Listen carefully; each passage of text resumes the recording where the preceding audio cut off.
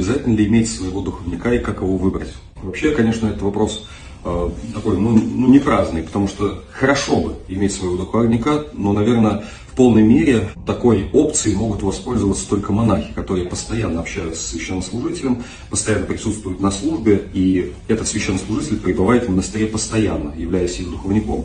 У нас же, наверное, у мирских людей это очень сложно, потому что мы приходим не каждый день в храм, не всегда там встречается один и тот же священник, особенно это если касается городских храмов. И потом духовник, надо все-таки понимать, это тот, которому мы исповедуем не только грехи наши, но и свои помыслы, которые руководит абсолютно каждым направлением нашей духовной жизни. В полной мере, наверное, говорить о духовнике для мирского человека это будет неправильно. Но священника, который постоянно исповедует и знает наши грехи, наши направления духовной жизни, мне кажется, по крайней мере, к такому надо стремиться, чтобы он был рядышком. Постоянно ходить к одному священнику. И из этого потом может что-то получиться, наподобие духовного отца.